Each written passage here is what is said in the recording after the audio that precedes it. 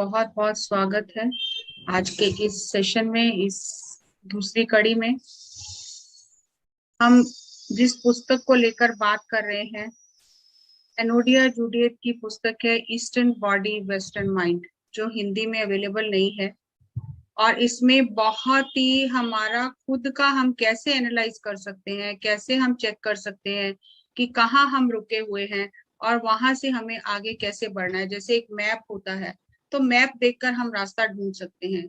तो ये हमारी बॉडी का एनर्जी मैप है कि हम अपने ही मैप को देखकर अपनी बॉडी की एनर्जी कहाँ फ्रीज हो गई है, कहाँ ब्लॉक हो गई है, कहाँ रुकी हुई है, और जिसकी वजह से हमें जीवन में चुनौतियां आ रही हैं या तकलीफ हो रही है, तो हम उस एनर्जी को वहां से रास्ता देकर रिलीज कर सकते हैं और हम बहुत ही अच्छे से खुद को ठीक कर सकते हैं बिना किसी दवाई के। तो इसी बात को आज हम दूसरे चक्र के बारे में बात करेंगे, स्वादिष्टान चक्र, सैक्रल चक्र। पत्री जी का कहना है, we are not biological system that we see in the mirror, we are an energy wisdom consciousness system. हम केवल वही नहीं है जो हमें शीशे में दिखाई दे रहा है, हम ऊर्जा, ज्ञान और चेतना की इकाई है। Every experience needs to be express. जो भी हम महसूस करते हैं, अनुभव लेते हैं, उसे व्यक्त करना ही है। When people express themselves, they are also listen to their own selves. अब मैं आपसे बात कर रही हूँ, मैं अपने आप को खुद भी सुन रही हूँ, और उससे क्या होता है कि हम एक कदम और आगे बढ़ते हैं।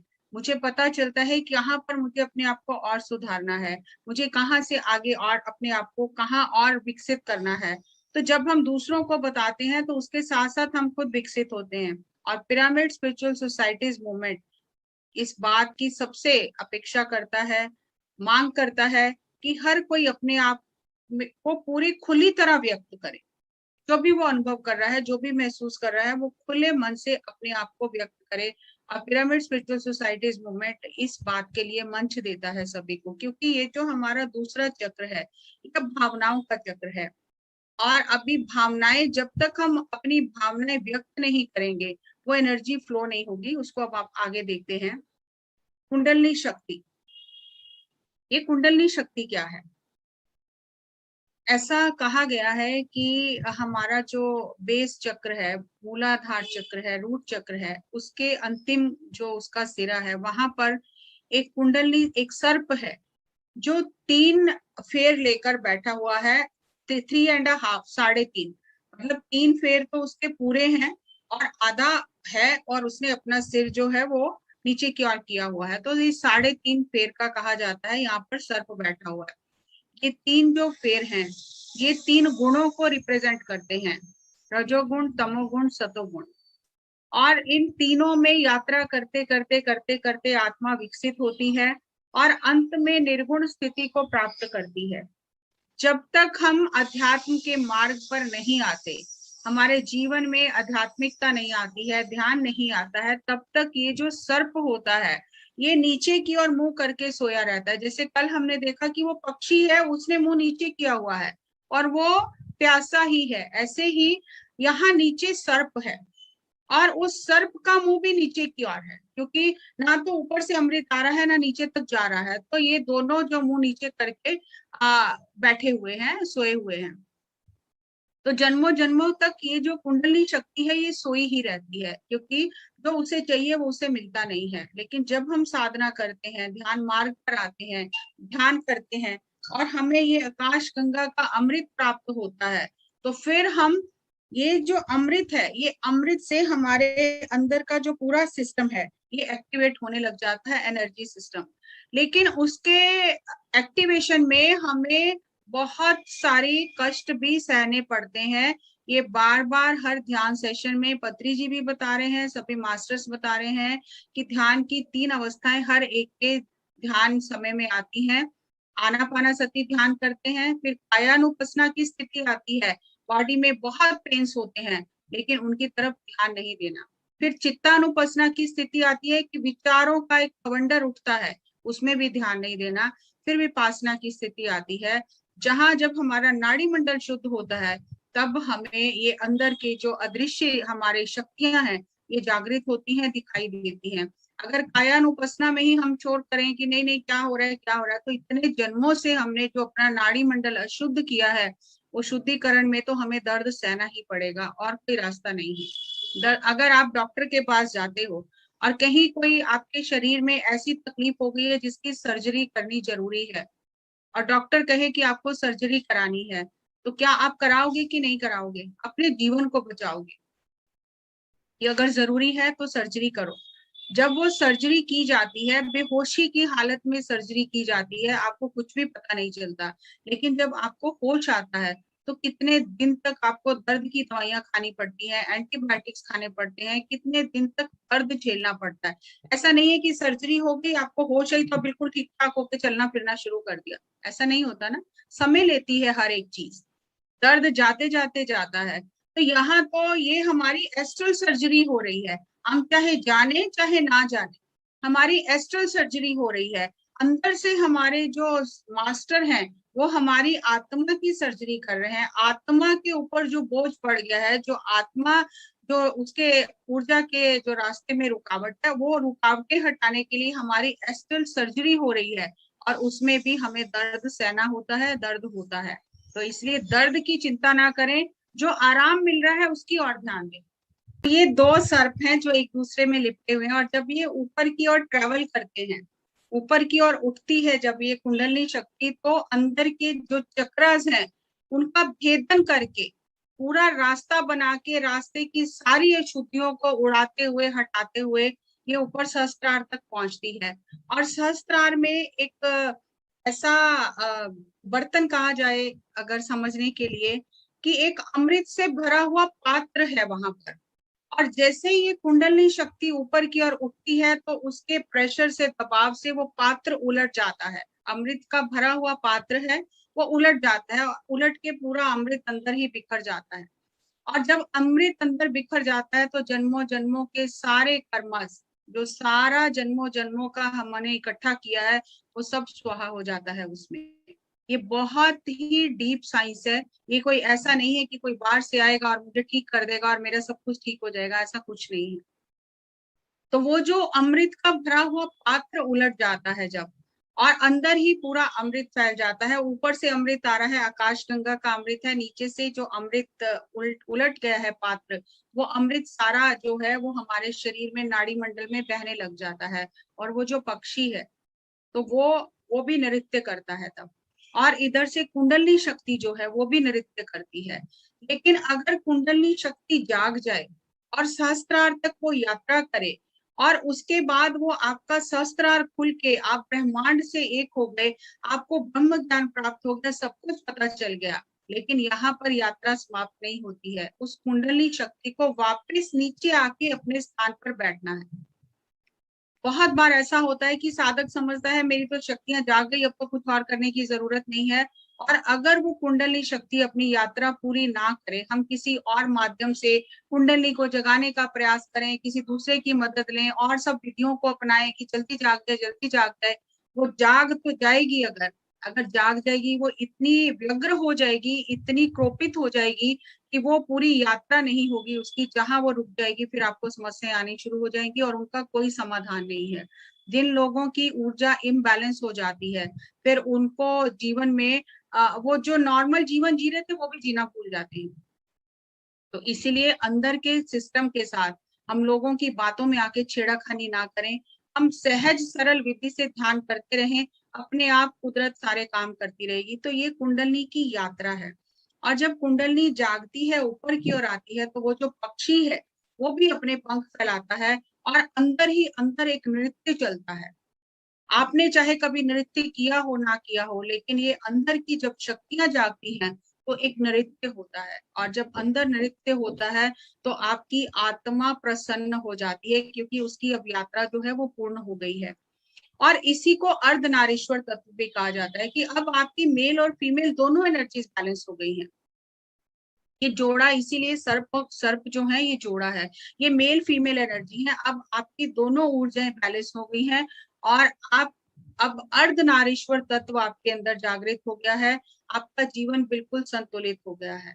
चाहे आप स्त्री के रूप में हैं चाहे पुरुष के रूप में आपने ये जन्म लिया है, लेकिन आपके अंदर दोनों ऊर्जाओं का मिलन हो जाता है और आपका पूरा जीवन संतुलित हो जाता है। तो ये जो कुंडलिनी शक्ति है ये महाशक्ति है, और ये महाशक्ति जब जागती है तो ये ऐसा नहीं है कि एक ही जन्म में जाग जाती है, कई जन्मों की साधना के बाद ये जागती है। और इसके जागने के समय साधक को बहुत कष्टों का सामना करना पड़ता है। अगर आपको इसके बारे में और ज्यादा जानना है तो अभी जो पिछले जो मैगजीन रिलीज हुई है जिसमें मालती देवी जी का एक्सपीरियंस बताया गया, जो महाराष्ट्र की संत है, उसे एक बार फिर ध्यान से पढ़ो। जो भी शक्तियां हमारे अंदर की जागृत होती हैं वो ऐसा ही है कि वो एक जैसे ग्रंथि को तोड़कर बाहर आती है। वो शक्ति ग्रंथि का भेदन करके वो ऊपर की ओर जाती है।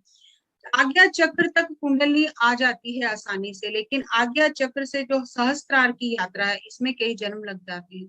इसीलिए पत्री सर कहते हैं कोई जल्दबाजी नहीं है, आप लगे रहो बस, और कोई जल्दबाजी करने की जरूरत भी नहीं है। ये यात्रा अपने आप अंदर से पूरी होती रहेगी। इसमें हम ज्यादा दिमाग ना लगाएं कि कहाँ पहुंची, क्या हुआ क्या नहीं हुआ।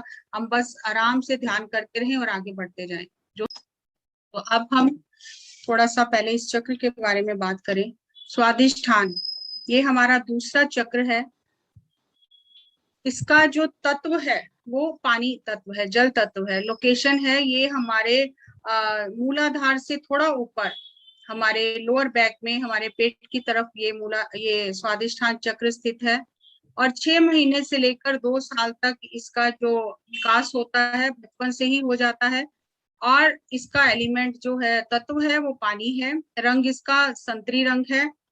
और इसकी जो पहचान है वो भावनात्मक पहचान है। जैसे कल हमने कहा कि सुरक्षा में, मुझे जीवन में सुरक्षा चाहिए, लेकिन यहाँ पर हमारी ये भावनात्मक पहचान है। अब यहाँ से भावनाएं अंदर आनी शुरू हो जाती हैं, खुद के लिए, दूसरों के लिए। और इसका जो डीमन है, तो इसकी ऊर्जा को खत्म करता है, वो है गिल्ट।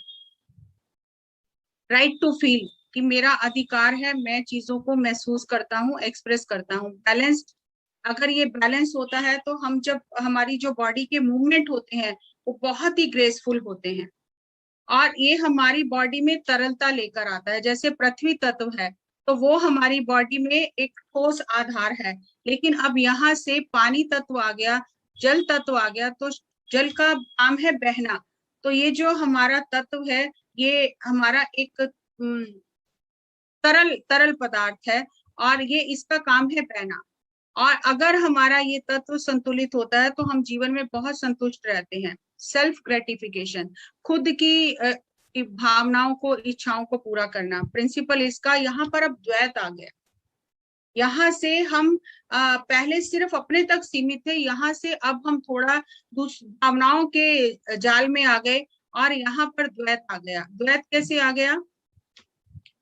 ये एक थॉमस मूरी है जिन्होंने कहा है, just as logic leads the mind, desire guides the soul. ये इच्छाएं जो हैं ये आत्मा की मार्गदर्शक हैं, इच्छाएं गलत नहीं है। पत्री जी कहते हैं कि मेरे अंदर कोई भी इच्छा, ऐसी गलत इच्छा नहीं है।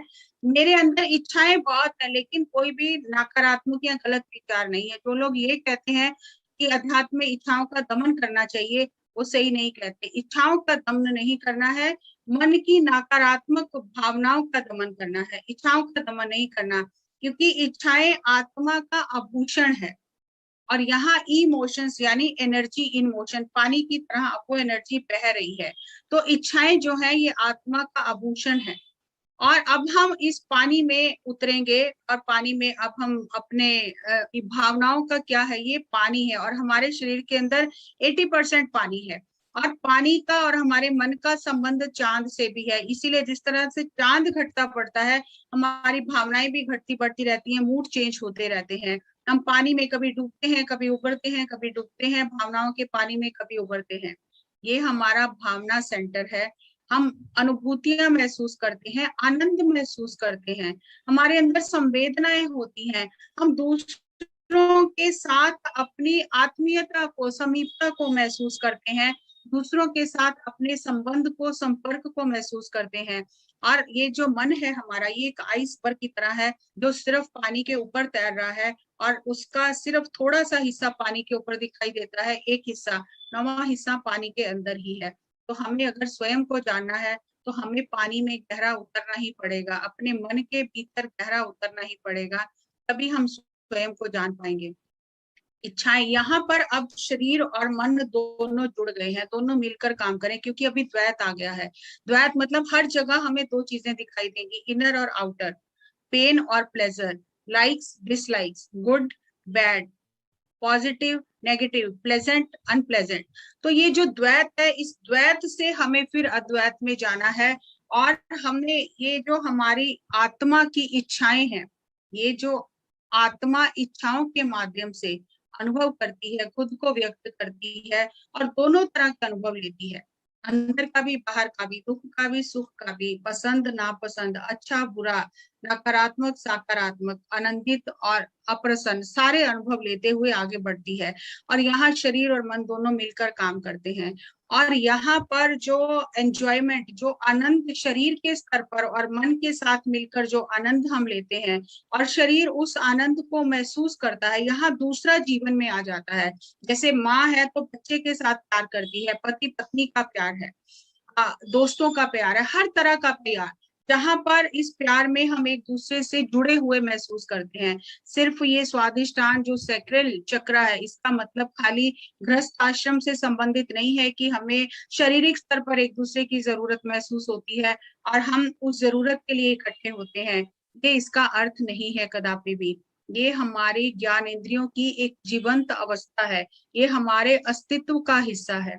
जैसे अगर हम खुशबू को महसूस करते हैं, वो भी हमें आनंद देता है। अगर हम सूर्य उदय के सूर्य अस्त के रंग देखते हैं, वो भी हमारी आत्मा को आनंद देता है। जब हम अच्छा खाना खाते हैं, वो भी हमें आनंद देता है। और शरीर के स्तर पर हम जो अनुभव लेते हैं, जो हमें आनंद मिलता है, हम किसी को हग करते हैं, हम मसाज करते हैं अपनी, या किसी से कराते हैं, और हम जब किसी के समीप जाते हैं, यहाँ से एक गृहस्थ आश्रम शुरू होता है कि हम एक दूसरे के बहुत समीप जाकर हम शरीर के मन के स्तर पर जो अनुभव लेते हैं, तो उन अनुभवों का आनंद लेने के लिए हम यहाँ धरती पर आते हैं, जो और किसी भी ग्रह पर नहीं है। लेकिन यहाँ कंडीशनिंग की वजह से हम उन चीजों को गलत समझ लेते हैं और हम उन्हें अनुभव करते हुए भी उसका आनंद नहीं लेते हैं। अपने जीवन के हर अनुभव का आनंद लेना, अपने पारिवारिक जीवन का आनंद लेना, अपने गृहस्थी जीवन का आनंद लेना, अपने शरीर की इच्छाओं का दमन नहीं करना, शरीर की इच्छाओं की सीमा में रहकर पूर्ति करना और उसका आनंद लेना। जो परिवार एक साथ मिलकर खेलता है, वो हमेशा एक साथ रहता है। लेकिन अगर परिवार के सभी सदस्यों के मुंह अलग अलग हों, तो वो परिवार कभी भी जुड़कर नहीं रह सकता है। और ये जो हम परिवार के साथ बचपन से माता पिता खेलते हैं, कैरम बोर्ड खेलते हैं, लूडो खेलते हैं, बच्चों को खिलाने लेके जाते हैं, पार्क में लेके जाते हैं, उनके साथ एंजॉय करते हैं, अगर फैमिली में ऐसा समय हम बिताते हैं, तो हमारा ये जो चक्र है बहुत विकसित अच्छे से होता है और हम पारिवारिक जीवन का आनंद लेते हैं। लेकिन अगर हमारा ये चक्र विकसित नहीं है, तो हमारा पारिवारिक जीवन जो है वो अस्त व्यस्त हो जाता है और आत्मा इन भावनाओं के माध्यम से खुद को एक्सप्रेस करती है। ये भावनाएं हमें बताती हैं कि अपनी इस आत्मा की जर्नी पर क्या ऐसा है जो भी हमसे खुद से ही छुपा हुआ है। और जब हम अपनी भावनाओं को दबाते हैं, व्यक्त नहीं करते हैं, तो हमारी ऊर्जा वहीं पर रुक जाती है और रास्ता बंद कर लेती है, और हमारे अंदर जो एक एनर्जी है, जो जीवंतता है, वो खत्म हो जाती है, ऐसे बुझे बुझे से हर समय रहते हैं। और जब हम आनंद नहीं लेते शारीरिक स्तर पर, किसी की समीपता का आनंद नहीं लेते हैं, हम उससे बचते रहते हैं, उस भावना को, जो प्राकृतिक भावना है, एक जो काम वासना है, जब उसको हम जबरदस्ती दबाते हैं, तो सेकंड चक्र का प्रोग्राम कभी भी इंस्टॉल ही नहीं होता है और बॉडी बहुत सख्त हो जाती है, स्टिफ हो जाती है और एनर्जी रुक जाती है। जैसे अगर पानी है, तो ये जो पानी, ये जो दूसरा चक्र है, ये कंटेनर, पहला चक्र एक कंटेनर की तरह है और दूसरा पानी की तरह है। जैसा कंटेनर होगा, पानी की शेप वैसी ही हो जाएगी। अगर पहला चक्र बहुत स्ट्रांग है, तो हमारा जो पानी इसमें डलेगा कंटेनर में, वो भी बहुत सुंदर होगा। लेकिन यहाँ हमें इस बात का बहुत ही डर लगता है कि हम किसी से प्यार करेंगे तो कहीं उसने हमें ठुकरा दिया तो हम प्यार को व्यक्त ही नहीं करते हैं। ये जो चक्र है, इसके जो जुड़ी हुई चीजें हैं वो हमें ये बताती हैं कि अभी भी हमारे शरीर के अंदर के स्तर पर मन में क्या क्या छुपा हुआ है, और वो चीजें हमारी अवेयरनेस में आती हैं। और अगर हमारी इच्छाओं को हमने दमन कर लिया है तो हमारे जीवन से रस ही निकल जाता है, क्योंकि पानी जूस है तो वो रस हमारे जीवन से निकल जाता है। इस तरह से आप देख रहे हो कंटेनर है, तो जितना सुंदर कंटेनर होगा उतने ही अच्छी उसकी शेप लेगा।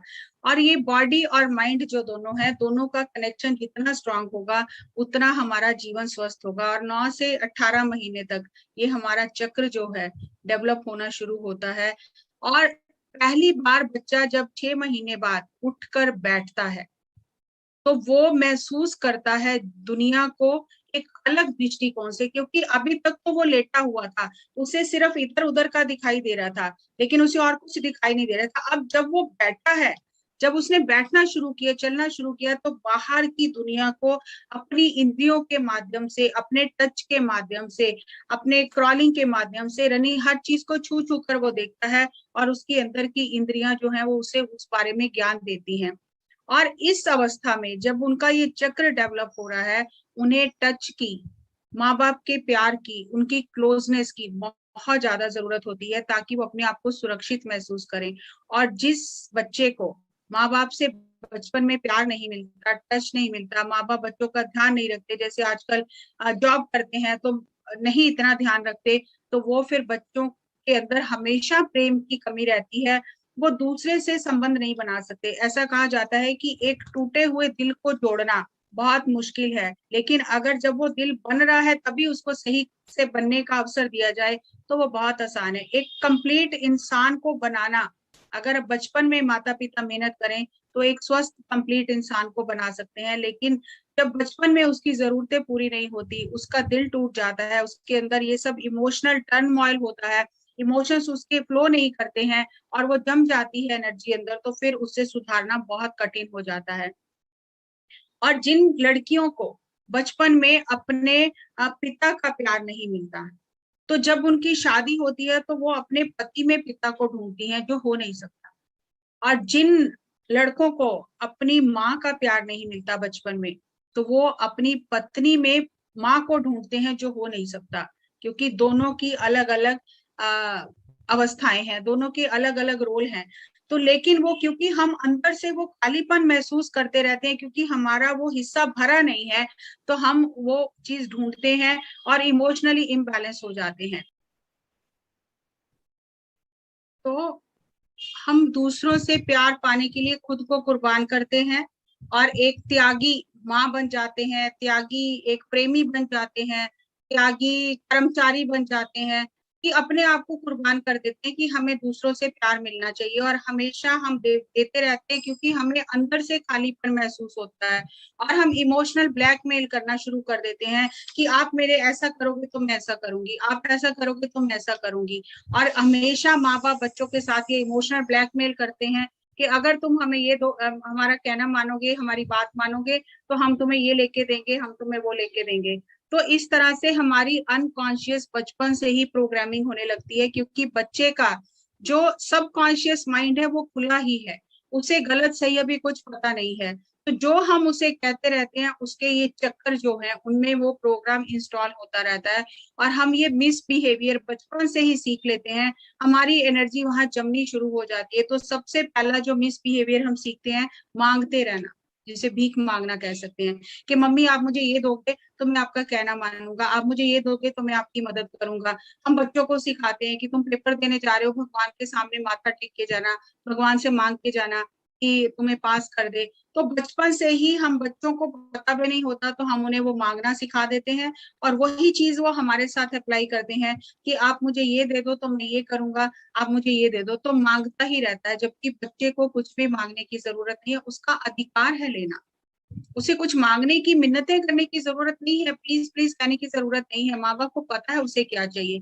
इसी तरह से कुदरत को, दिव्य शक्तियों को पता है हमें क्या चाहिए, लेकिन वो बचपन से ऐसी प्रोग्रामिंग हो गई कि हम सारी जिंदगी मांगते ही रहते हैं, बार्गेनिंग। कि ऐसा मुझे कर, आप दोगे तो मैं इतने पैसे दोगे तो मैं ये करूंगा, ऐसा करोगे तो मैं ये आपका काम कर दूंगा, मैं आपकी घर किचन में मदद कर दूंगा, आप मुझे ये लेके दोगे तो मैं रोज आपका ये काम कर दूंगा, मैं आपका रूम ठीक कर दूंगा। तो वो बार्गेनिंग हम बचपन से सीख लेते हैं, और यही बार्गेनिंग हम स्पिरिचुअलिटी में आकर अप्लाई करते हैं कि हे ईश्वर, मेरा ये काम हो जाएगा तो मैं इतने पैसे का भंडारा लगाऊंगा, मैं इतना प्रसाद चढ़ाऊंगा। तो वो बचपन से ही हम वो सीख लेते हैं। थ्रेटनिंग, क्योंकि हमें इमोशंस को रेगुलेट करना आ नहीं रहा, ना हमें खुद आता है ना हम बच्चों को सिखाते, क्योंकि हमें ही नहीं पता। तो फिर हम क्या करते हैं, थ्रेटनिंग करते हैं कि अगर नहीं करोगे तो मैं भी बात नहीं करूंगा, मैं आपसे बात नहीं करूंगा। तो वो जो थ्रेटनिंग है वो हम स्पिरिचुअलिटी में भी अप्लाई करते हैं कि अगर हम दुर्गा माता की पूजा कर रहे हैं और हमारी बात पूरी नहीं हुई तो वो पूजा छोड़ के हम किसी और की पूजा करने लगेंगे, उससे वहां बात पूरी नहीं हुई तो किसी और की पूजा करने लगेंगे, विथड्रॉइंग, कि सब कुछ छोड़ देंगे, हम आस्तिकता छोड़ के नास्तिक बन जाएंगे। तो ये हम बचपन से ही हमारे प्रोग्राम ये चलने शुरू हो जाते हैं, और जब हम बड़े होते हैं हमें पता भी नहीं चलता कि हमारे ये जो हमारी जो ये आदतें बन गई हैं वो कहाँ से बन गई हैं। तो ये एक बुक है, द 5 लैंग्वेज, सोल लैंग्वेज। तो ये जो बुक है बॉडी लैंग्वेज के बारे में बताती है कि बचपन से अगर हमें भरपूर प्यार मिलता है तो बच्चे का व्यक्तित्व बहुत सुंदर होता है। ऐसा कहा जाता है कि 4 हग चाहिए एक बच्चे को जीवित रहने के लिए, सर्वाइवल मोड में जाने के लिए। हर दिन माँ बाप से 4 बार उसे हग चाहिए, गले लगाना है। और जो उसको थोड़ा बहुत डांटते हैं, जो उसको समझाते हैं, तो उसके अंदर भावनात्मक जो बहुत सारी चीजें चलती हैं उसको रिपेयर करने के लिए 8 हग चाहिए। 8 बार आपको दिन में बच्चे को गले लगाना चाहिए। और उसके विकास के लिए कि वो विकसित हो, 12 बार एक बच्चे को माँ बाप को गले लगाना चाहिए। और ये माँ बाप की ही बात नहीं है, आपका मित्र है, आपका पति है, पत्नी है, सास बहू, कोई भी रिश्ता लो, तो ये बॉडी लैंग्वेज अगर हम समझें कि सामने वाले की बॉडी लैंग्वेज क्या है, उसको टच करने से अच्छा लगता है या उससे बात करने से अच्छा लगता है, किस तरह की उसकी, या हम खाली एक्सप्रेस करें तो उसको अच्छा लगता है। तो अगर हम वो बात समझकर, वो लैंग्वेज समझकर काम करते हैं तो इमोशनली हम हेल्दी हो जाते हैं और दूसरों को भी हेल्दी होने का मौका देते हैं। यहाँ पर मैं प्रेजेंटेशन चेंज कर रही हूँ ताकि आपको पता चले, जैसे हमने कल किया था, कि हमें कैसे पता चले कि कहाँ पर इस चक्र में हमारे गड़बड़ है। उसके लिए एक टेबल है जो मैं आपसे शेयर कर रही हूँ। आप कॉपी पेन अपने पास रखो, और आपको जो लगता है कि हाँ ये चीज मेरे अंदर है, ये गुड है या मेरी स्ट्रेंथ है या मेरी वीकनेस है, तो आप उसको नोट डाउन कर सकते हैं।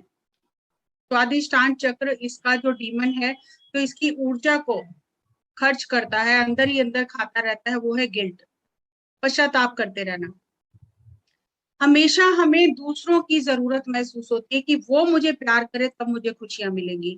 मैं अपने आप को कंप्लीट अपने आप में नहीं समझती हूँ। रिस्ट्रिक्टेड मूवमेंट, कि हम बहुत ही, हमारी बॉडी की मूवमेंट बहुत स्टिफ हो जाती है। जैसे अभी डांस करते हैं लोग, आप देखते हो कई इतना सुंदर डांस करते हैं, लेकिन कोई डांस कर भी रहा है तो उसकी बॉडी मूवमेंट्स अच्छी नहीं होती हैं, बहुत स्टिफ होती है बॉडी। तो उससे पता चल जाता है कि इनके अंदर में वो आनंद वाली स्थिति नहीं है। इमोशनल एब्यूज, जब हम भावनात्मक स्तर पर हमें अब्यूज किया जाता है, जैसे एक बच्चा है उसको माँ बाप बार बार डांटते हैं, या आपस में जो भी हमारे रिश्ते होते हैं उसमें बार बार हम इमोशनली दूसरों को अब्यूज करते हैं।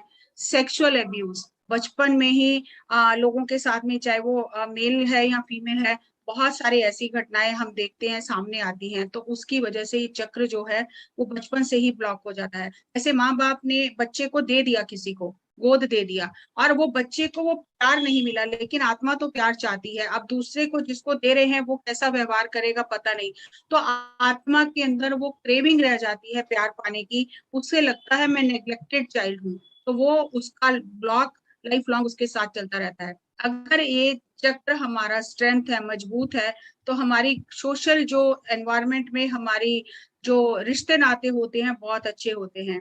हमारी जो इमोशंस हैं, भावनाएं हैं, वो हमारी मित्र हो जाती हैं, हमारी दुश्मन में ही खोए रहते हैं। ऑब्सेसिव अटैचमेंट, हर चीज से बहुत मैं मेरा से जुड़े रहना, हमेशा जुड़े रहना। तो ये ऐसा होने से एक्सेस है, इसका मतलब ये चक्र बहुत ज्यादा हमारा, इसमें एनर्जी ज्यादा फ्लो कर रही है, उसको हमें बैलेंस करना है। तो इशू देख रहे हैं आप, सामने आपको दिखाई दे रहे हैं, दूसरे की जरूरत महसूस होती है, बॉडी मूवमेंट बहुत स्टिफ होती है, और हम दूसरों को इमोशनली अब्यूज करते हैं, और वैसे ही हमें भी लोग अब्यूज करते हैं। हमारी जो अगर स्ट्रेंथ होती है तो हमारे रिश्ते नाते बहुत अच्छे होते हैं, और हमारी भावनाएं हमारी मित्र रहती हैं, हमारी भावनाएं हमारा नुकसान नहीं करती। जैसे कहते हैं बहुत ज्यादा प्यार में इंसान अंधे हो जाते हैं, कुछ समझ नहीं आता क्या करना है क्या नहीं करना, गुस्से में भी कुछ समझ नहीं आता क्या करना है क्या नहीं करना। तो ओवरली इमोशनल होने से हम सब कुछ बिगाड़ लेते हैं, हमारे मूड स्विंग्स बहुत हो जाते हैं। हम हमेशा अपने अंदर के खालीपन को भरने के लिए दूसरों पर निर्भर रहते हैं, ओवर सेंसिटिव हो जाते हैं। या तो हमें बहुत ज्यादा इसी काम वासना आती है, या हम उससे दूर भागते हैं। दोनों तरह से हमारे जो चक्र है ये ब्लॉक हो जाता है। हम अपनी ही भावनाओं के टच में नहीं है, और हम उस सेलिब्रेसी, हम ब्रह्मचर्य व्रत का पालन करना चाहते हैं, हम बॉडी के जो नेचुरल इमोशंस हैं उसको दबाना चाहते हैं, कि उसको दबाकर हम उलट दिशा में जो पानी बहना चाहिए उसे हम ऊंचाई की ओर लेकर जाना चाहते हैं, तो पूरा अंदर का एनर्जी सिस्टम बिगड़ जाता है। और हमारी भावनाएं हम जब व्यक्त नहीं करते तो हमारे अंदर नमनेस आ जाती है, सुन्न हो जाते हैं हम, हमारी इच्छाएं खत्म हो जाती हैं, हमारा कुछ भी करने का जुनून खत्म हो जाता है। और अगर हमारा ये चक्र बैलेंस होता है तो हम दूसरों से अपने आप को जुड़ा हुआ महसूस करते हैं, और आनंद की अनुभूति हमें बहुत अच्छी होती है। हमें अपनी बाउंड्रीज पता होती है कि मेरी बाउंड्री क्या है, और हम जो चेंज आता है लाइफ में उसे गले से लगाते हैं, उसे स्वीकार करते हैं, और हम भावनाओं को महसूस करते हैं, लेकिन उसमें बह नहीं जाते, डूब नहीं जाते हैं। और हम अपनी भी नर्चरिंग करते हैं, अपने आप का भी पोषण करते हैं भावनाओं के माध्यम से, और दूसरों का भी पोषण करते हैं। और हम जब कुछ हम मूवमेंट करते हैं, हैं, डांस करते हैं, या चलते भी हैं, तो आप देखते हो कई लोगों की चाल में भी कितनी सुंदरता होती है। तो ये ग्रेसफुल मूवमेंट्स आ जाती हैं, और हम अपने जो हमारा ये नेचुरल ये जो हमारी शारीरिक भूख है उसको हम नेचुरल तरीके से एंजॉय करते हैं, बैलेंस तरीके से एंजॉय करते हैं। और अगर हमारा ये चक्र सही नहीं है तो हमारे जो जितने भी यौन से संबंधित हमारे जो गुप्त जो हमारे अंग हैं उनमें हमें बहुत सारी समस्याएं होती हैं। जैसे पेल्विस में वूम की जितनी समस्याएं होती हैं, यूट्रस से रिलेटेड समस्याएं होती हैं, यूरिनरी सिस्टम की सारी जो समस्याएं हैं वो इसी चक्र के इम्बैलेंस की वजह से होती है। रिप्रोडक्टिव ऑर्गन जो गर्भाशय की समस्याएं होती हैं, जो मानसिक धर्म से संबंधित समस्याएं होती हैं, जो मेल में इम्पोर्टेंस की समस्या, फ्रिजिडिटी, कमर के निचले हिस्से में दर्द रहना, डिप्रेशन बहुत ज्यादा रहना, वो इस चक्र के इम्बैलेंस का कारण है। और नींद ना आना, शरीर और मन के बीच में बहुत अंतराल हो गया है, जो शरीर की भूख को हम दबा रहे हैं और मन को ऊपर कर रहे हैं, और हमारी आत्मा जो है वो दबी हुई है, और हम ना तो खुद ग्रो कर रहे हैं ना दूसरों को ग्रो होने दे रहे हैं।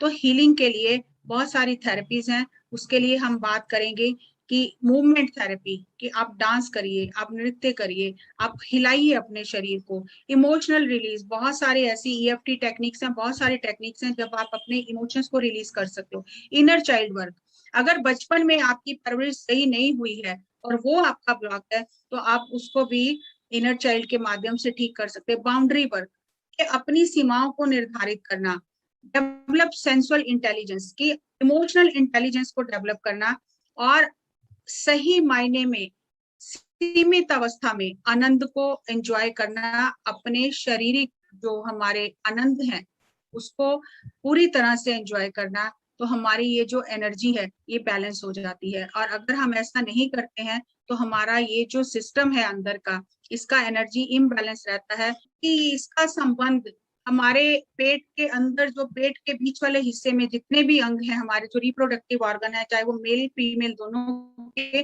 उसमें ब्लॉकेज हो जाता है, और फिर हम जीवन को एंजॉय नहीं कर पाते, और उससे संबंधित सारी बीमारियां धीरे धीरे लगने लग जाती हैं।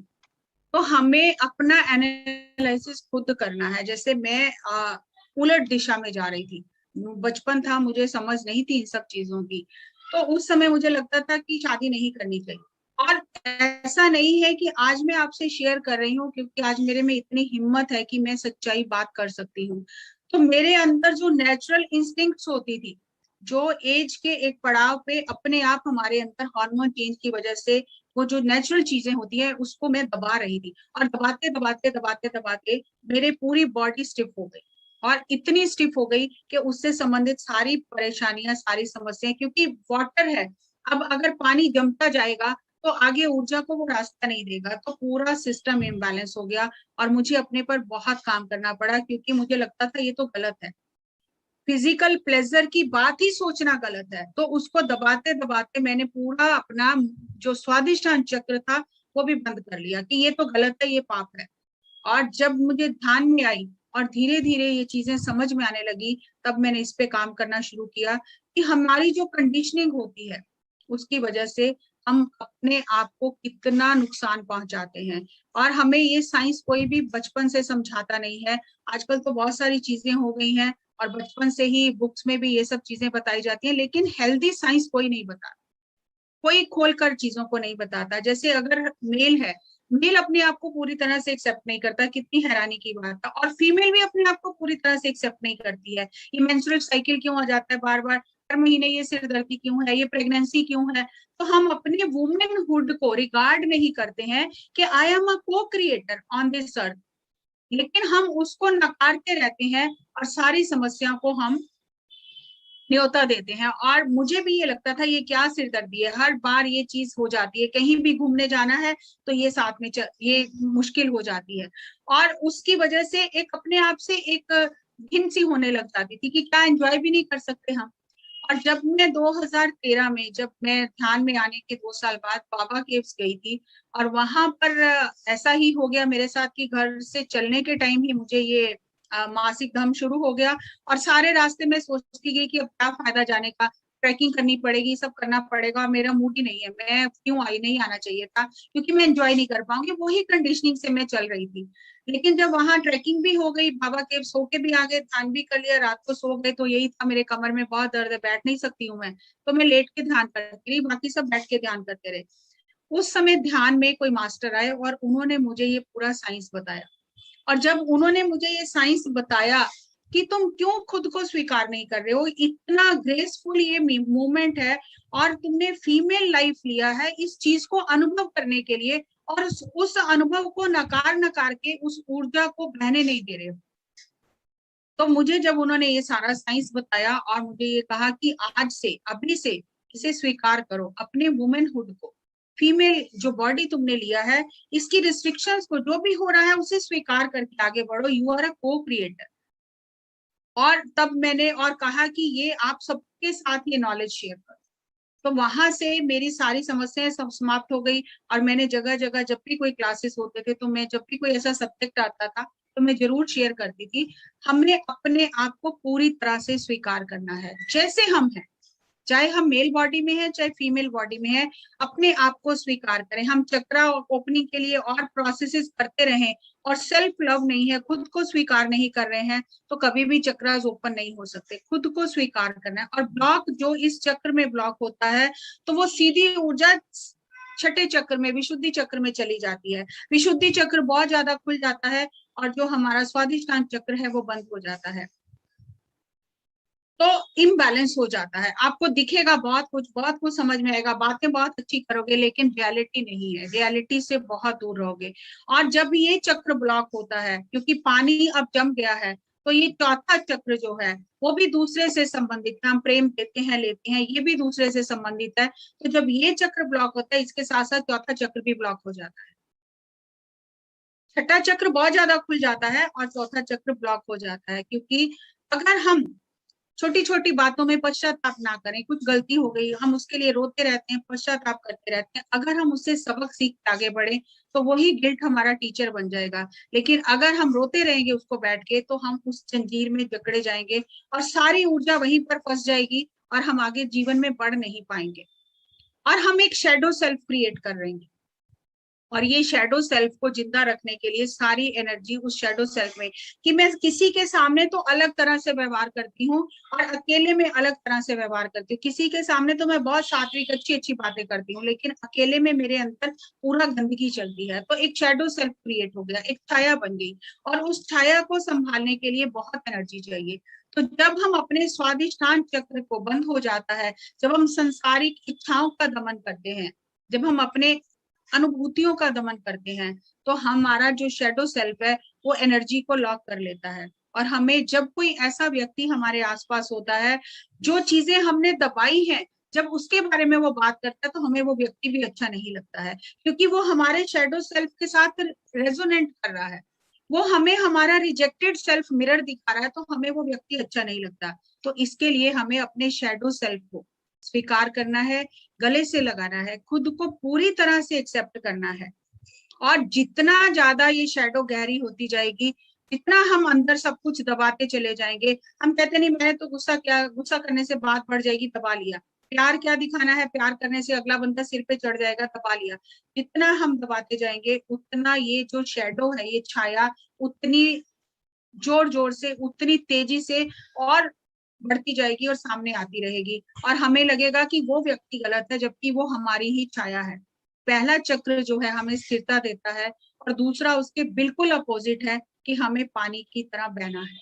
तो यहाँ पर हम केवल 30 सेकंड के लिए आंखें बंद करेंगे और अपने शैडो सेल्फ को एम्ब्रेस करेंगे, प्यार करेंगे कि हमने अपने शरीर और मन की ऊर्जा के संतुलन को ना समझते हुए शारीरिक आनंद को, हर तरह के आनंद को, चाहे वो भोजन हो, चाहे वो गृहस्थ आश्रम हो, चाहे वो प्रकृति का सौंदर्य हो, उसे नकारा है, उसे उस तरह से, उस दृष्टि से देखा ही नहीं।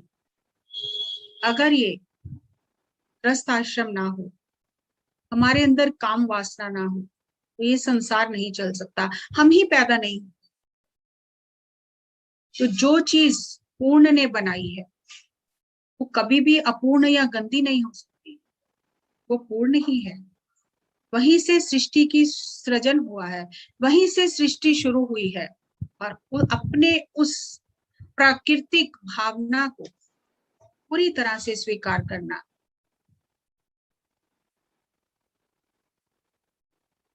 अपनी शैडो को, क्या आपके सामने कोई ऐसी छाया आ रही है? जिन जिन चीजों को जीवन में आपने दूर धकेला है, वो छाया का रूप लेकर आपके साथ ही चल रही है, कहीं नहीं गई है। अपनी छाया को ज्ञान के प्रकाश में अपने सामने लेकर आए। ये मेरा ही हिस्सा है, मैं इसे स्वीकार करती हूँ, मैं इसे गले लगाती हूँ। ये छाया मुझे क्या कहना चाहती है? अपनी छाया से संदेश ले। ये छाया क्या बताना चाहती है? और इस छाया को प्रकाश में विलीन होता हुआ देखें। ये छाया अपना संदेश देकर आपकी ऊर्जा को मुक्त करके प्रकाश में विलीन हो रही है। मैं एक अखंडित भाग हूं। मैं अपने सारे अलग अलग खंड, जिनको मैंने छुपा कर रखा है, जो मेरी चेतना से भी छुपे हुए हैं, उन सभी भागों को एक जगह पर एकत्रित करके ज्ञान से प्रकाशित करता हूँ।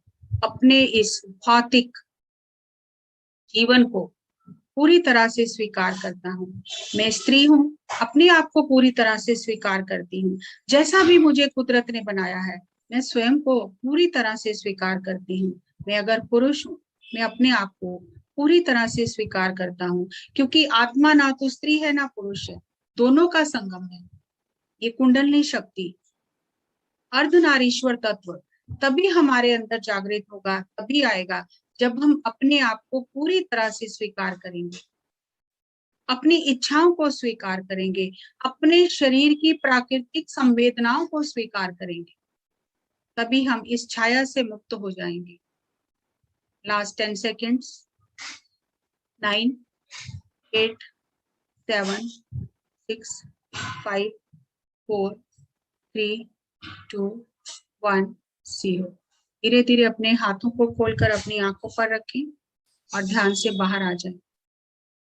और ये जो आपको, ये जो प्रैक्टिकल आपने किया है अभी या पहले भी जो किया है, आप कभी भी कर सकते हैं, खुद से कर सकते हैं, किसी की गाइडेंस की जरूरत नहीं है। ध्यान में बैठें और देखें कि क्या मेरी छाया बन रही है, अभी भी किस बात की छाया बन रही है।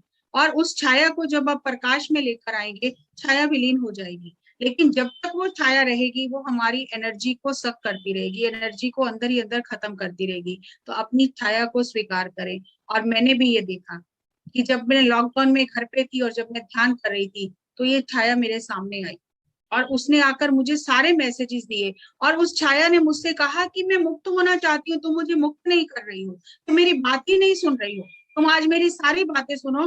और मैं अपना सारा मैसेज देकर, संदेश देकर, मैं भी मुक्त होना चाहती हूँ। मैं तुम्हारे साथ साथ छाया बनकर नहीं चलना चाहती, मैं भी प्रकाशित होना चाहती हूँ। तो जो जो मुझे उस छाया ने मैसेज दिए, मुझे 3 दिन लगे उस छाया को मुक्त करने के लिए। तो धीरे धीरे वो छाया विलीन हो गई। तो हम अगर अपने आप से खुद से काम करें, मुझे किसी ने तब ये बातें बताई नहीं थी और मैंने बुक भी पढ़ी थी, तो बहुत साल हो गए थे, मैं भूल भी चुकी थी। लेकिन जब मुझे ये एक्सपीरियंस हुआ और तब मुझे आज याद आया कि हाँ, मेरे साथ ऐसा हुआ था। तो आप ध्यान करते रहिए, अपने आप ध्यान आपको मार्ग दिखाता रहेगा, किसी भी बात की चिंता करने की जरूरत नहीं है। इमोशनल आइडेंटिटी है हमारी ये। और ये ऐसा चक्र है, अभी पहला चक्र भी डेवलप हो रहा है, साथ ही साथ दूसरा भी डेवलप हो रहा है। तो ये लर्निंग स्टेज है। जैसे एक पक्षी बच्चे देता है और अंडों को सेता है, वो फिर उसे अपने प्यार की गर्मी से, उसे अपने शरीर की गर्मी से उन अंडों को सेता है। तो ये बच्चों के लिए वही स्टेज है, हैचिंग स्टेज है। और माता पिता अपने प्रेम से उस बच्चे को सींचते हैं, उसकी इमोशनल पहचान बनाते हैं, उसे प्यार देते हैं। तो उसकी इमोशंस जो होती हैं, वो इमोशंस को समझने लगता है, रेगुलेट करने लगता है। और अगर हम उन्हें कहें कि जैसे मीता मैम अभी बात कर रही थी कि रोना नहीं है, चुप कर जाओ, क्यों रो रहे हो, तो हम जब उन्हें इमोशंस को दबाने के लिए कहते हैं, तो वो एनर्जी वहीं पर जम जाती है और बीमारियां आगे जाकर बनती हैं। हम ऐसा नहीं कर सकते कि हम अच्छी भावनाओं को, अच्छे इमोशंस को तो चूज करें और हम बाकी जो पेनफुल इमोशंस हैं उन्हें हम नम करते जाएं, दबाते जाएं। तो ऐसा हो नहीं सकता। इक्वली दोनों इमोशंस को हमें महसूस करना है। और पत्री जी कहते हैं कि ये जो इमोशंस हैं, ये सोल का, लेकिन धीरे धीरे उसकी जब हम देखते हैं तो भाषा हमारी बदल जाती है। तब हम कहते हैं मैं गुस्सा हूँ। गुस्सा आ रहा है मतलब मैं अलग हूँ, गुस्सा अलग है, आया है तो चला जाए। जैसे हम कहते हैं विचार आ रहे हैं, मैं विचार नहीं हूं, विचार आ रहे हैं। मैं गुस्सा नहीं हूं, गुस्सा आ रहा है। मैं प्यार नहीं हूं, प्यार आया है। नफरत आई है, जो आया है वो समझ से चला भी जाएगा। लेकिन जब हम ये कहते हैं कि मैं गुस्सा हूं, मैं तुमसे गुस्सा हूं, तो अब गुस्सा मेरी पहचान बन गया। अब मैं और गुस्सा एक हो गए, मैं और गुस्सा अलग नहीं है। तो अब उसको हटाना बहुत कठिन है, क्योंकि अब मैंने उसको अपनी पहचान बना लिया और हमें इसी में ही खुशी मिलती है। चाहे नेगेटिव इमोशन ही है, लोग कहते हैं ना ये तो बड़े गुस्से वाले, इनसे बात मत करना, तो हमें वो भी बात खुशी देती है, जबकि हमें उस पर काम करना है। वो हमारी पहचान नहीं है। वो गुस्से को हम रोक रहे हैं, उस एनर्जी को रोक रहे हैं, फ्लो नहीं होने दे रहे। तो उससे क्या होगा, बीपी बढ़ जाएगा, हार्ट अटैक हो जाएगा, क्योंकि हम उस एनर्जी को फ्लो नहीं होने दे रहे। तो हमें अपनी बच्चों को बचपन से ये भावनात्मक पहचान सिखानी है कि बच्चे गुस्सा आया तो कैसा लग रहा है। और आप देखते हो जब छोटे बच्चे गुस्सा होते हैं तो वो पैर पटकते हैं, तो एनर्जी को रिलीज कर देते हैं। लेकिन जैसे जैसे बड़े होते हैं तो हम उन्हें ये सब करना बंद कर देते हैं। और ज्यादा, बहुत ज्यादा इमोशन होने से, कि या तो हम उसी समय हर समय काम वासना के बारे में सोचते रहे, या हम ब्रह्मचर्य में हमेशा सोचते रहे कि ऐसा थॉट भी नहीं आना चाहिए, तो दोनों चीजें गलत हैं। हमें, और जितने एडिक्शंस होते हैं जिन लोगों को, चाहे वो मेल हो चाहे वो फीमेल हो, ये सारे इसी बात का परिणाम है कि हम किसी पर निर्भर रहना चाहते हैं। हम इमोशनली हेल्दी नहीं हैं। चाहे तो हमें मादक पदार्थ चाहिए, चाहे हमें कोई व्यक्ति चाहिए, कुछ ना कुछ हमें चाहिए निर्भर रहने के लिए। तो इस चीज का मतलब ये है कि हमारे अंदर इमोशनली हेल्थ नहीं है। जहाँ जो लोग ज्यादा पीने के उसमें रहते हैं, मदिरा पान करते हैं, वो एक्सेस ड्रिंकिंग जो है, वो सैक्रल चक्र की रुकावट है। और ज्यादा खाना जो है, वो पहले चक्र की रुकावट है। और ये जो हमारे इस चक्र की ऊर्जा जम जाती है, तो हमें अपने आप की, हमारी मूवमेंट रिस्ट्रिक्ट हो जाती है और हमारी एनर्जी वहां नीज में, पेल्विस में, बॉडी में इमोशंस नम हो जाते हैं, जहां हमें खुलना चाहिए वहां हम खुद को बंद कर लेते हैं, और जब हम खुद को बंद कर लेते हैं तो हमारे रिश्ते नाते भी बिगड़ जाते हैं। हीलिंग, इस चक्र को हीलिंग करने के लिए आप खुद ही अपने ऊपर काम कर सकते हो। बटरफ्लाई जो एक्सरसाइज आजकल योगा में लोग करते हैं, ये बटरफ्लाई एक्सरसाइज, अगर आपको लगता है आपका चक्र ब्लॉक है तो बटरफ्लाई एक्सरसाइज जरूर करिए। मूविंग हिप्स एंड थाइज, आप अपना कमरा बंद कीजिए, कोई सॉन्ग लगाइए, और जैसे भी आपको आता है अपने शरीर को हिलाना शुरू करें। रिक्लेमिंग राइट टू फील, मेरा हक है महसूस करना, मैं जो महसूस कर रही हूँ, जैसा भी महसूस कर रही हूँ, मेरा हक है महसूस करना। अगर भावनाएं नहीं है तो मनुष्य जीवन का कोई अस्तित्व ही नहीं है, फिर तो हम एक पेड़ हो गए, हम एक पत्थर हो गए। तो भावनाओं से मनुष्य जीवन की सुंदरता है। और अगर आपको गुस्सा आया है और आपको पता है गुस्सा व्यक्त करने से रिश्ते बिगड़ जाएंगे, तो उसे अंदर भी नहीं दबाना है। लुइस एल हे ने बहुत सुंदर टेक्निक्स दी हैं कि आप कमरा बंद करके अपने पिल्लों को मारो, वो गुस्सा रिलीज कर दो। आप गाड़ी बंद करके उसमें जोर से चिल्लाओ, आप अपने घर की सफाई करो, कोई कोना पकड़ लो उसको, ताकि वो जो एनर्जी आपके अंदर रिलीज हुई है वो सही जगह, प्रोडक्टिव जगह लग जाए और आपकी वो एनर्जी फ्री हो जाए। और डर है आपको, डर पहले चक्र में भी है, दूसरे में भी है। हम किसी के करीब नहीं जाते, हमें डर लगता है कि रिजेक्शन हो जाएगा या ये हमारा फायदा उठाएगा। तो हमें उस डर को अवेयरनेस में बदलना है और क्रिएटिव एक्टिविटीज में पार्टिसिपेट करो। संगीत सीखो, म्यूजिक सीखो, बागवानी सीखो, चित्रकला सीखो, जिसमें आपको इंटरेस्ट है। जो जो आपने अपने शौक दबाए हैं उनको सीखो, दबाना नहीं है, एक्सप्रेस करना है। और दब जाते हैं तो एक ठहरा हुआ पानी कितना बदबू मारता है, गंदा हो जाता है, तो ये तो एलिमेंट इसका वाटर है। तो अगर हम हर चीज दबाते रहेंगे तो ये पानी बदबू मारने लग जाएगा। और हमें अपने इमोशंस को एक्सप्रेस करना है और दूसरों को भी मौका देना है कि वो अपने इमोशंस को एक्सप्रेस करें, ताकि एनर्जी सही तरह से बॉडी में फ्लो करे और हम बॉडी के जो हमारे सेंसेशंस हैं, संवेदनाएं हैं और जो आनंद है उसको अच्छे से एंजॉय करें। इसका एफर्मेशन आप कर सकते हैं, कोई भी एक पेपर लेकर उसको किसी भी कलर से अच्छे से बना के उस पर अपनी एफर्मेशन लिखकर लगा सकते हैं। लव, एंजॉय एंड सेलिब्रेट, ये तीसरे चक्र, ये सेकंड चक्र का काम है। ये तीन चीजें, प्रेम करना, दूसरे को स्थान देना अपने अंदर, एंजॉय करना, उस रिश्ते को एंजॉय करना और लाइफ को सेलिब्रेट करना। I deserve pleasure in my life, I embrace and celebrate my sexuality, my sexuality is sacred, I move easily and effortlessly, मैं ठहरी हुई नहीं हूँ, मैं चल रही हूँ। आप देखोगे मैंने पीछे अभी लिखा हुआ है, life is a celebration, life is a pleasure, I honour my feelings, जैसी भी फीलिंग मेरे अंदर आ रही है मैं उनका ऑनर करता हूँ। ये एक बहुत सुंदर कोट है। And I said to my body softly, I want to be your friend, it took a long breath and replied, I have been waiting my whole life for this. जब मैंने अपने शरीर को कहा कि मैं तुमसे प्यार करना चाहती हूँ, दोस्ती करना चाहती हूँ, तो मेरे शरीर ने एक गहरी सांस लेकर मुझे जवाब दिया कि ये सुनने के लिए मैं पूरा जीवन इंतजार कर रहा था। तो हमें अपने आप से प्यार करना है, अपने आप से भागना नहीं है, हर स्थिति में जागना है। आपका ग्रस्त जीवन है, उसे एंजॉय कीजिए, अपने आप को दो टुकड़ों में मत बांटिए कि ये मजबूरी है मैं कर रहा हूँ लेकिन मुझे उसमें कोई आनंद नहीं है।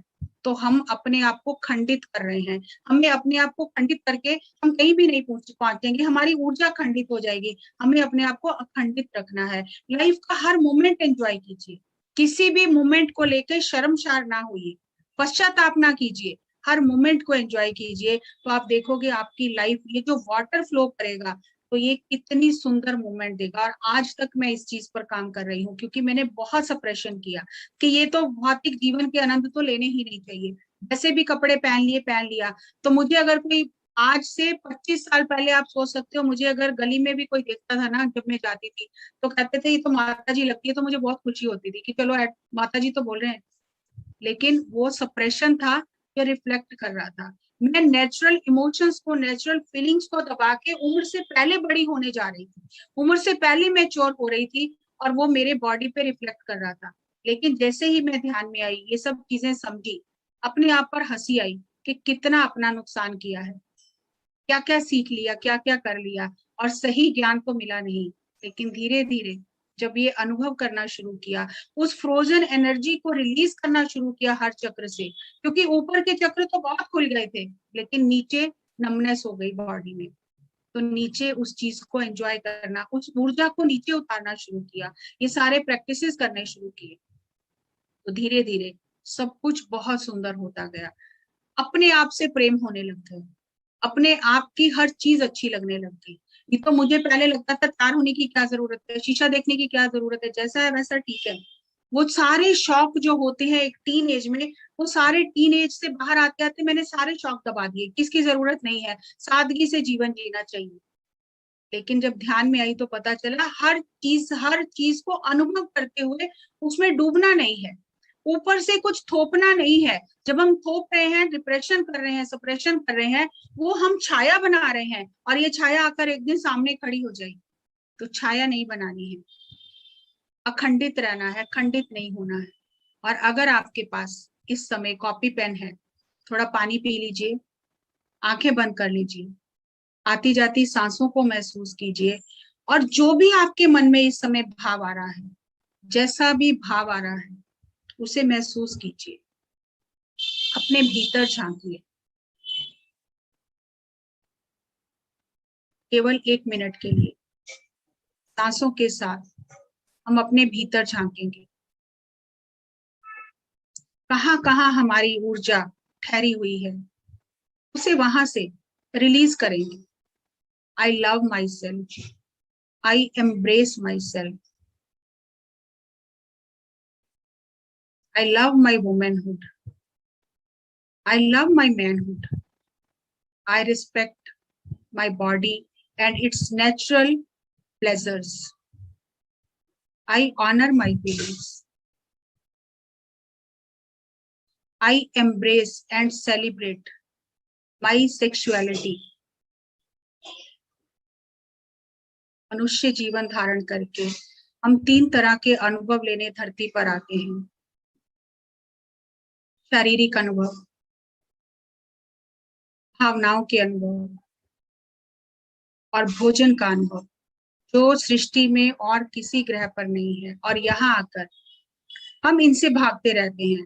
बेस्वाद खाना खाया, नहीं नहीं, खाने का क्या है, उबला हुआ खाएंगे हम, खाने में आनंद नहीं लेना, भावनाओं में डूब जाना, या बिल्कुल ही अपने आप को भावनाओं से परे कर लेना, और अपने गृहस्थ आश्रम को घृणित दृष्टि से देखना, स्वीकार नहीं करना। और जब ऊपर जाते हैं फिर सोचते हैं क्या करने गए थे, क्या करके आ गए, और फिर जन्म लेते हैं।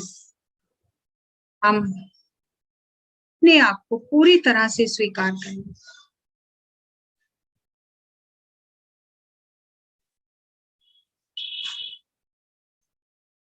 अपने शैडो सेल्फ को, छाया को प्रकाश में लेकर आए, उसे प्रकाश में विलीन करें, अपने सारे खंडित भाग अखंड करें।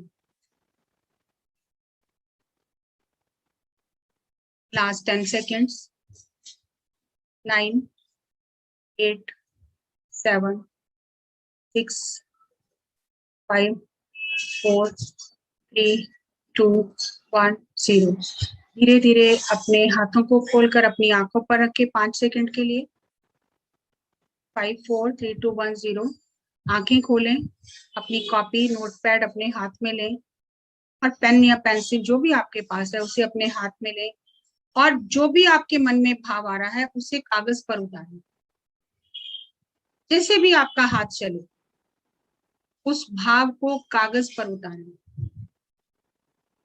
उस ऊर्जा को मुक्त करें जो आपने अभी तक अपने अंदर बांध कर रखी है। आज इस समय इस सामूहिक ऊर्जा के साथ उस ऊर्जा को अपने भीतर से आजाद कर दें, स्वयं भी आजाद हो जाए, और उस भाव को, उस भावना को कागज पर उतार दें। टेक योर टाइम, कोई जल्दबाजी नहीं है।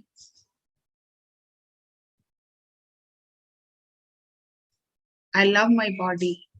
I love my mind. I love my soul. I love my life. I celebrate my life. My life is a celebration. Moment and moment, moment on moment celebration.